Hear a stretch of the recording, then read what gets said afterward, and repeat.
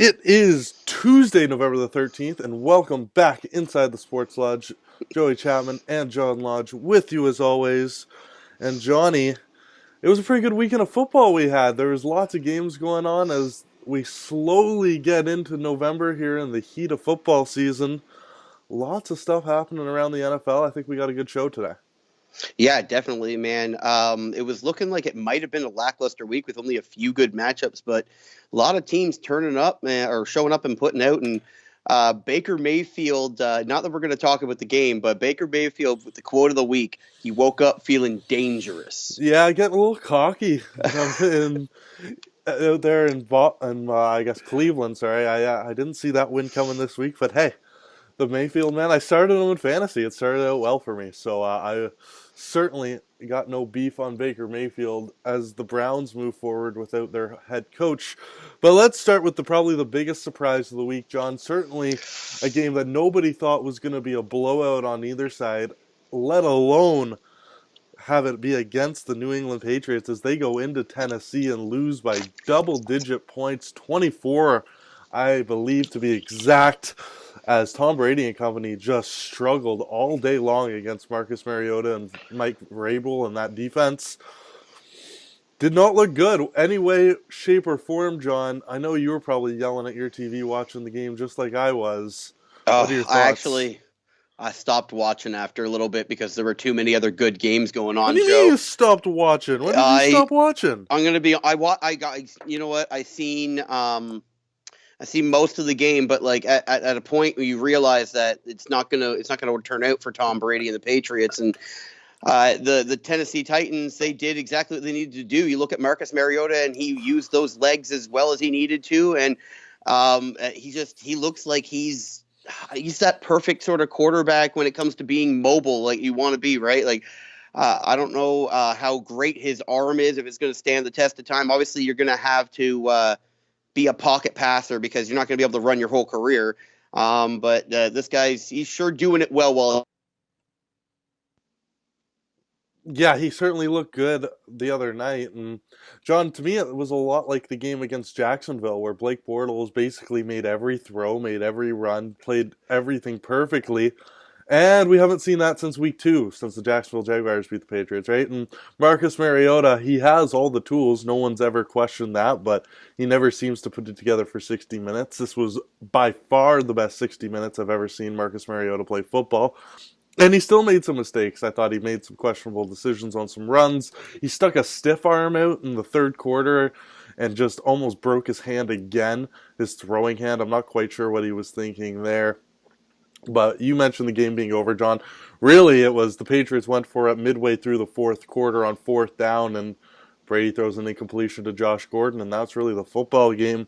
It's been a long time since Tom Brady and company got blown out like that. The only 2 times Brady's been beaten more points-wise was a 31-0 defeat to the Bills back in 2003 and the Kansas City Chiefs game a couple of years ago in the opener. So, very uncharacteristic. Now, John, the Patriots lose a game, Tom Brady doesn't look 100%, and bam, all the articles are getting written, the world's falling apart, Brady doesn't have the arm anymore. To me, it's a bunch of bullshit. He has one bad game, the guy's still a top 5 quarterback in football, if not the best quarterback in football. You got any validity to these articles, all these people trying to jump on the Patriots hating bandwagon? I've definitely seen a drop off. I'll be honest. I mean, he's not the MVP he was, but like the guy's in his 40s. So what do you expect? Well, he was MVP last year. Yeah, but 41. I mean, I've seen a drop off since last year. Right? Yeah, he hasn't been as good this year, but I certainly I haven't seen anything to make it seem like his arm strength is worse. No, he's not pulling like a Peyton Manning in his final year, right? Like he's not still got it out there. Yeah, he still got it, but like I think he went for 184 the game before, and this game wasn't very good. I don't know what his totals were this game. Good. I don't have them pulled up. But he hasn't been like the 300 plus yard Brady in a few games this year, so I can see where people are getting their information from. But Patriot haters are always quick to jump on that, right? Like everyone's always quick to be that first person to say, hey, I said Tom Brady was done and I was right. I guess so. I guess that's what everybody's just trying to jump on the bandwagon and hope that they're the guys that can say, I said it first, even though I feel like all these guys have been saying it for like 5 years, and they just keep saying it and saying it and saying it, and Brady keeps proving them wrong. Well, they have the bye week this week, they come back, and then have a bit of a busy schedule. They got the Jets followed by the Vikings and the Dolphins. So 3 very winnable games coming off the bye. And look, it's not like the Patriots are falling off the end of the earth here. It makes their run to the number 1 seed in the AFC a little more difficult, but they're still going to have home field in the first or second round whenever they end up playing their first home game. Let's move on, John, to a Sunday nighter that, you know how I feel about divisional games on Sunday nights, let alone the Cowboys playing anybody in their division on Saturday night. I feel like I've seen it so many times, but sometimes the tried and true method stands true, John. If it ain't broke, don't fix it. And the Philadelphia Eagles and the Dallas Cowboys continue to put out entertaining football games, and that one on Sunday night was no exception. Yeah, man, that one went right down to the wire. I mean, right down to the wire. Carson Wentz just ran out of time at the end of the game. I believe they ended on the 10-yard line or the 5-yard line with no time left. Yeah. And I mean, your heart just breaks. I mean, I'm obviously a Patriots fan, and you never want to see the team that beat you be successful. But my heart kind of broke there for the Philadelphia Eagles and their fans not being able to complete that one. But good on Dallas, man. 4-5 definitely saved Jason Garrett's job for another week, because if they had lost here, oh man, his name was already being called out in the media, and Jerry Jones is quick to pull a trigger. So I could have seen Jason Garrett being gone. Johnny. I would never accuse Jerry Jones of being quick to pull the trigger on a head coach. Jason Garrett's been there like 7 years and had no winning seasons. But like Tuna was there like 5 before. Jerry Jones is a guy who won't hesitate, is my thing. He's not like a guy who's going to him and haw about it. Jason Garrett's been there he's been there through some tough times, but he's had 9-win seasons, right? And you don't fire a coach with 9-win seasons. Why not? That's just missing it. I would fire a head coach with 9-win seasons, because you know what 9-win gets you? Not playoffs, John. That's not a playoff team. Maybe in that division. They were close. 9 wins isn't a playoff team in any division unless it's a bad year. It happens. Like, it does happen. But if you're telling me 9-6 is the record you want to attain, or 9-7. The New York Giants beat the New England Patriots with a 9-7. Well, I hear you, but like, there's a difference between being a good team and underperforming in the regular season, and then being really happy with a 9-win record year after year. I wouldn't be happy with it, but I mean, I can see he wouldn't fire him. It's a fireable offense to have 9 wins year after year and win 1 playoff game in 7 years. I would have fired him a long time ago. I hear what you're saying, Johnny. I think this is the end for Jason Garrett. I think everybody's there. I just wouldn't accuse Jerry Jones of having a quick trigger finger. Yeah, well, I don't know. Jerry Jones is a guy who likes to get involved with the team. Certainly likes to get involved with the team. No arguments there. Dallas Cowboys get a big win. That's huge for them. That keeps them alive in the the NFC East. Is that division, as always, just a clusterfuck, John. Let's move on to Monday Night Football in a game that really was not on my schedule to talk about. Didn't think we would, but I figure we might as well mention it. The air quality was terrible in San Francisco last night. Dangerous levels. These guys still went out and played, and I watched the entire thing because it went down to the wire. It found a way to be a semi-exciting football game between Eli Manning and company. Look, the Giants found a way to get a win. I guess you should expect the Giants to win, considering the 49ers are on their third-string quarterback. But still, that third-string quarterback looked pretty good, though. Well, didn't look a lot worse than Eli Manning, that's for sure. No. Nick Mullins, I mean, like, he's had some time with the offense. He's been on the practice squad. He's been with the team for over a year. So he's showing he's comfortable with the offense. But obviously he's no Jimmy Garoppolo, right? So I'm not saying that there's a quarterback controversy here at the 49ers, but definitely a really decent fill-in. I think someone will probably take a risk on him in the offseason if you trade him for a 5th-round pick or something. See if you can, like, if you're the 49ers, why wouldn't you at this point? You know you have Jimmy G back there.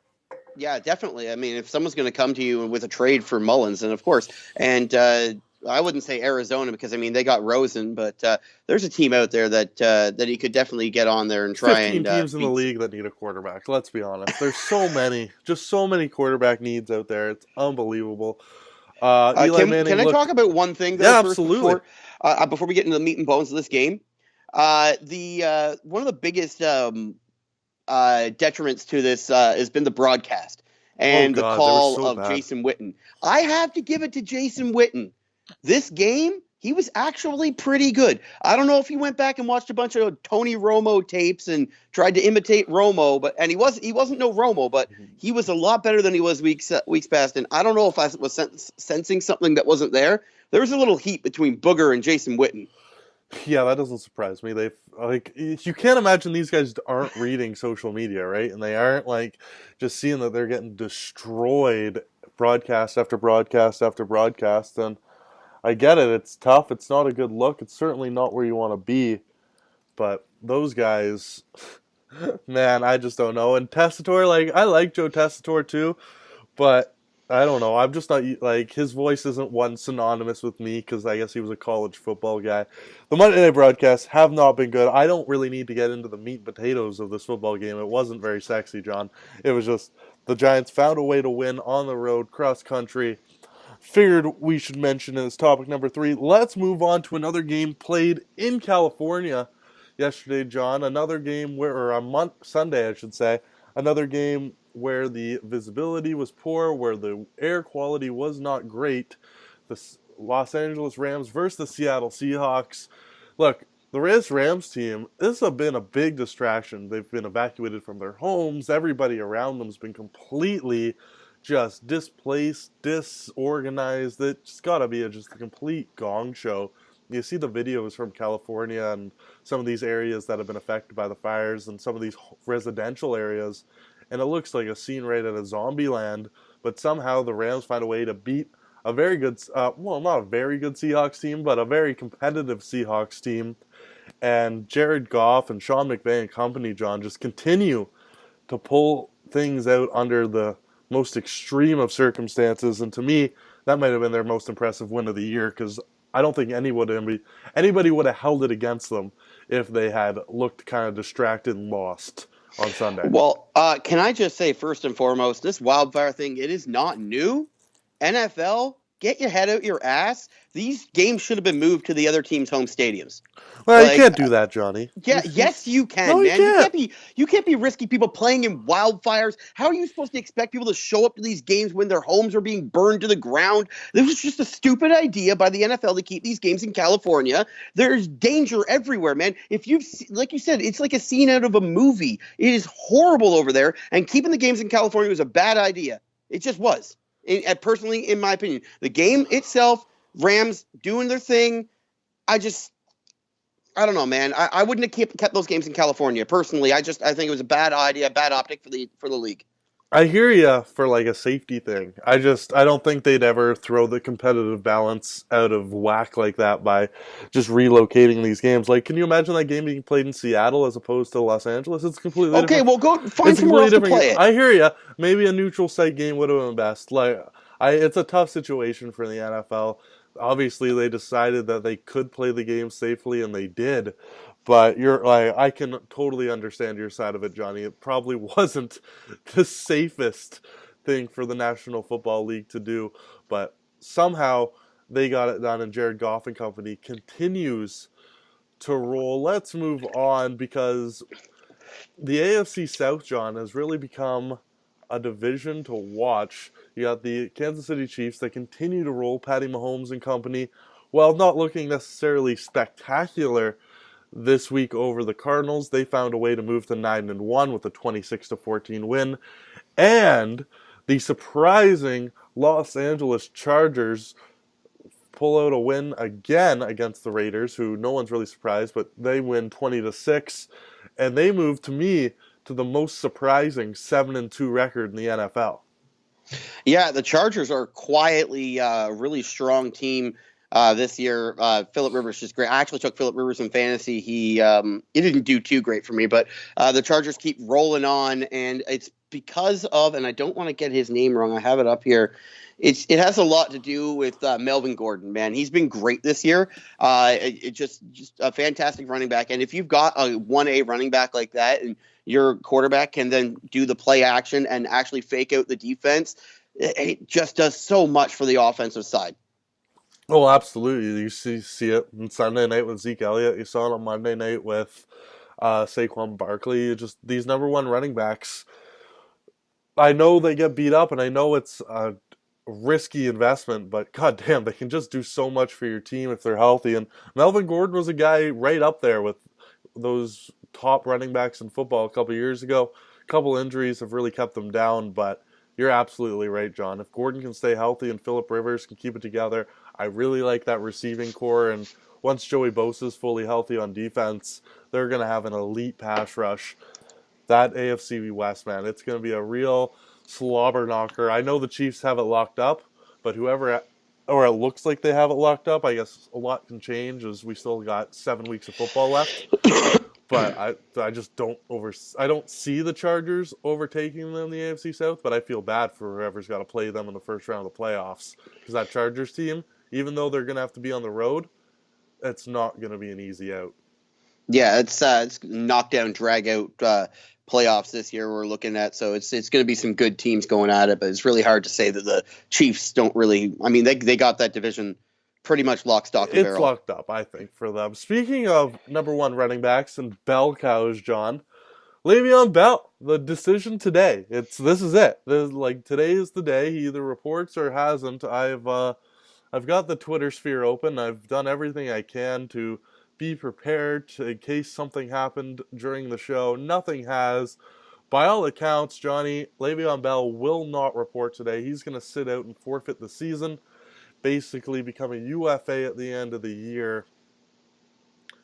Didn't at all see this playing out the way it would. This is not how any of us predicted this stalemate ending back in September and August, John. But as we sit here today on November 13th, are you at all expecting Le'Veon Bell to show up?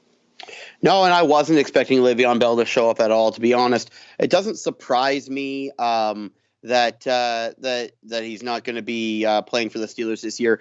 The only reason I thought he was going to be there is if he was required to be there, because the franchise tag would just be flipped to next year.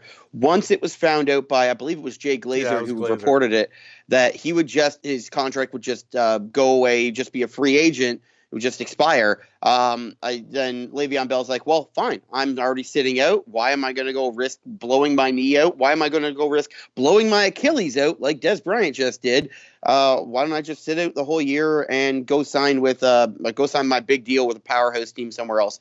It's going to be interesting to see where Le'Veon Bell ends up, but he's definitely not playing this year. It's sad to say.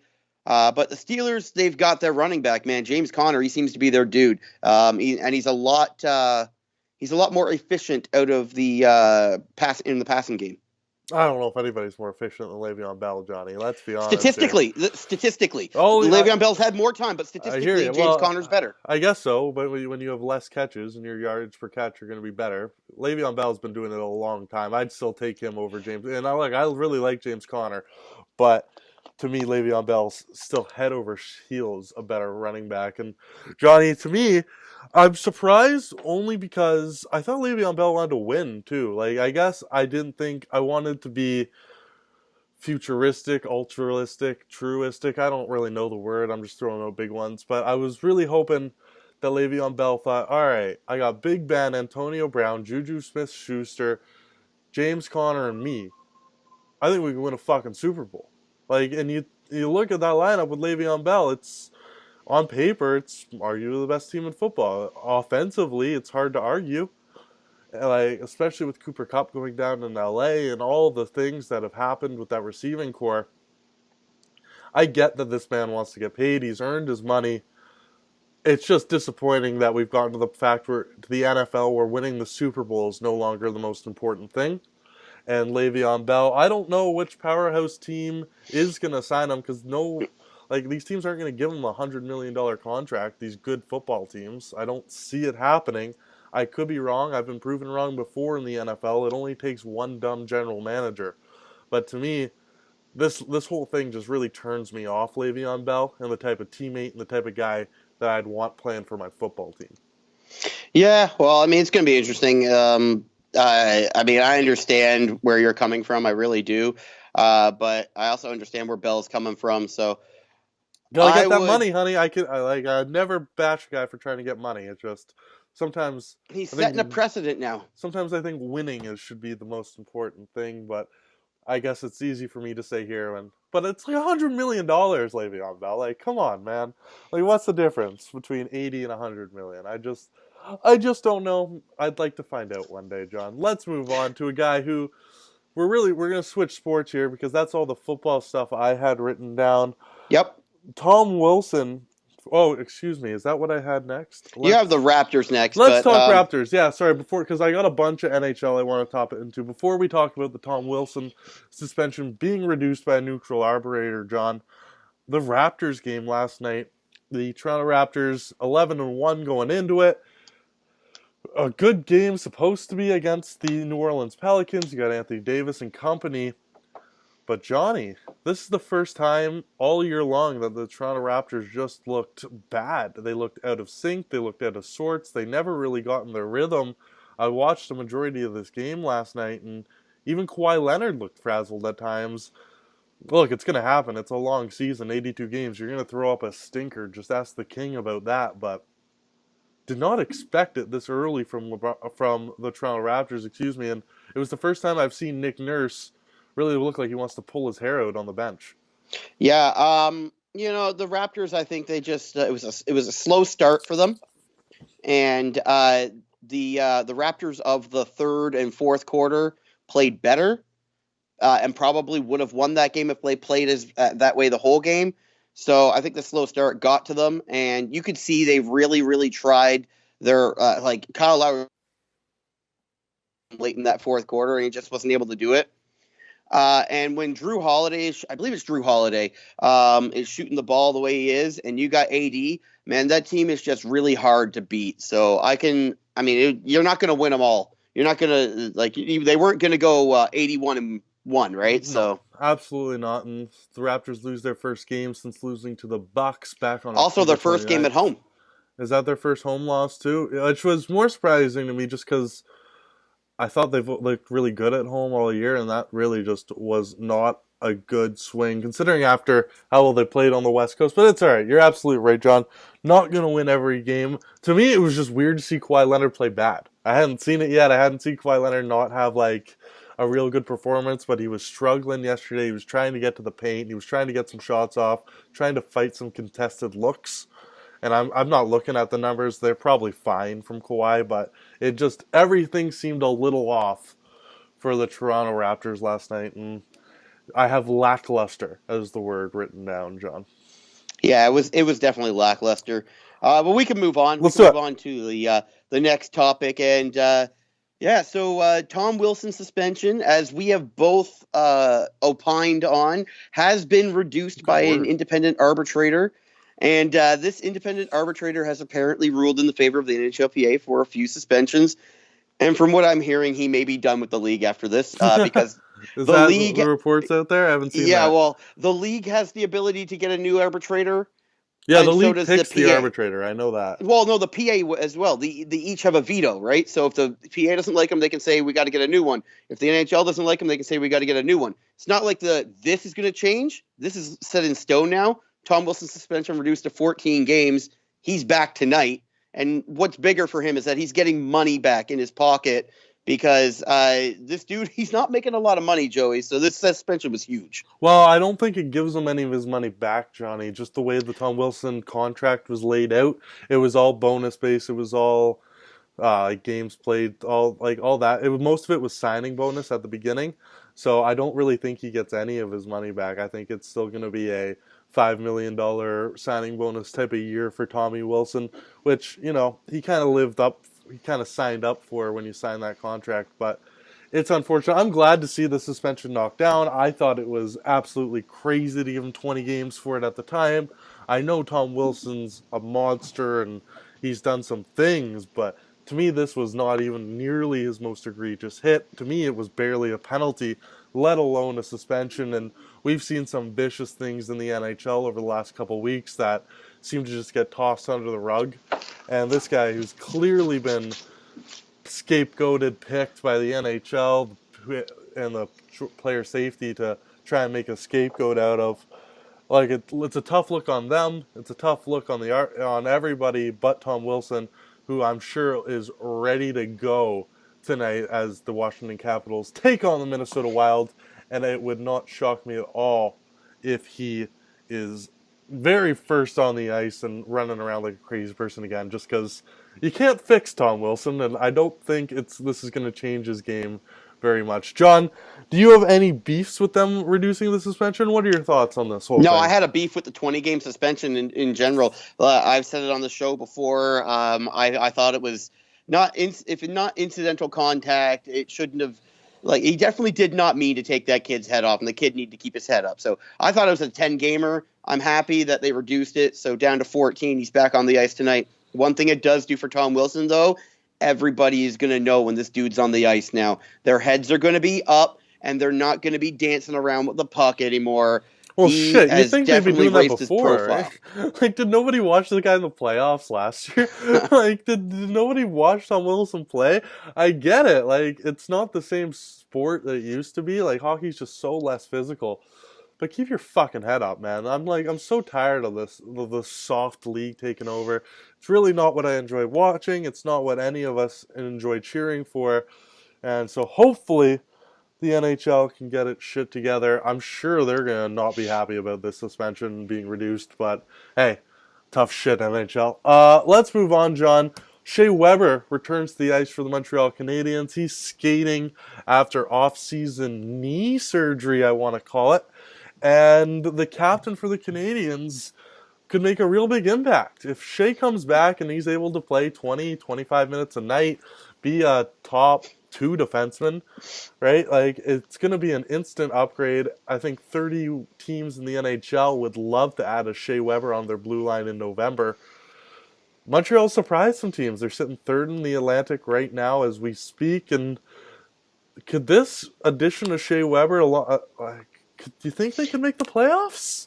No, I don't think they make the playoffs. I think they come back. They're playing way over their water level right now. Like, their heads are barely above water at this point. They're got to come back down to earth. And you know what? The addition of Shea Weber may actually just ruin a little bit of the chemistry they have going right now. It's gonna guy is a force. Don't get me wrong, and he can add. He's going to raise the water level, but it might mess with a little bit of the flow of the chemistry they got going on with the team right now. And that's if he's going to get back. I mean, like, he's going to he's back on the ice, but like, I thought you were going to say, when you said 20, 25 minutes, I thought you were going to say 20, 25 games if he was going to get in that many, because oh no, he should be back before Christmas by all accounts. I thought he was a January dude, not Christmas. I thought he was a January, like late January, early February dude. But well, he's on the ice now, so that would seem to disprove that, right? Well, that's what I mean, right? Like, I didn't think he'd get back on the ice this soon. So he's obviously progressing well. His age is not holding him back like I thought it would, and it's going to be interesting to see. But yeah, I definitely think Montreal comes back down to earth a little bit, just because they're just outplaying their skill level at this point. Yeah, he's projected to come back around Christmas, so absolutely, you never know. It's good he's on the ice. Shea Weber, he's 6'4", 229. He's only 33, John. I know the contract is going to go till he's 40, but 33 years old as a defenseman. Yeah, but knee surgery at 33 is a big deal. Off-season knee surgery. Yeah, I hear you, but if anybody can do it, I fully believe in Shea Weber and his abilities, and I love how dismissive you are of the Canadiens, John. I really, really, really, in my heart wish. It's not dismissive. It was pretty dismissive, and I wish I could be as dismissive of the Montreal Canadiens. Just, they've been playing good hockey. They're little pests, and shit, John. The Leafs always played above their skill level for years, and then they went down in the January, February, March, when games got tougher, when teams buckled down, and the goaltending gets better. And the same thing's going to happen with Montreal. They don't have the level of skill. They're not going to be able to produce the points when the games really start to matter, when teams really start to buckle down. Well, I'll take Carey Price when things start to really matter. Like, Carey Price are pretty good. Like, you mentioned the Toronto Maple Leafs. You still got to score goals. They never had a Carey Price in net. They never had a Shea Weber on the back end, right? Like, their front end, I know Domi and company, it's been a lot of smoke and mirrors, John, but fast, tenacious. Look, like, there's no reason.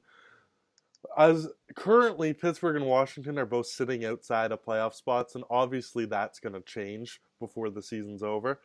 But I just don't know. I just don't know. Shea Weber and Carey Price, the combination of the two, always scares me because I think with that ability you can shut down anybody's top pair or top line just with Shea Weber. And if Carey Price plays as good as Carey Price is capable of playing, we haven't seen it in a couple of years really, but if he's the best goalie in the world, he's going to keep the Montreal Canadiens in all sorts of hockey games.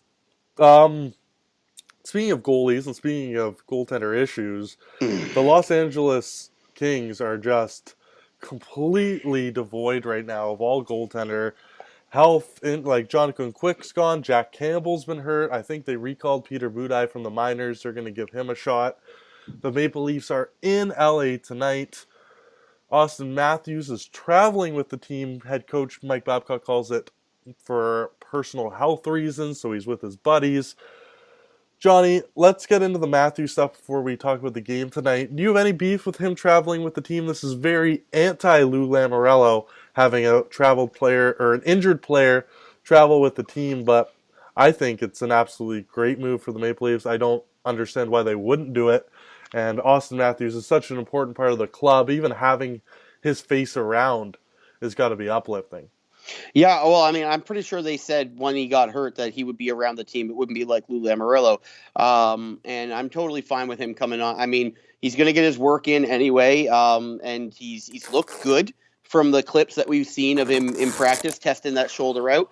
So, yeah, I'm happy he's there. What I do, LA has been decimated. It's really interesting with these William Nylander rumors abound. And we are in Los Angeles, and we know the Steve Simmons rumor of a possible Drew Doughty swap. I'm wondering if Kyle Dubas doesn't have a meeting while they're in town with like a GM to GM meeting and see what LA is willing to offer in a possible William Nylander swap.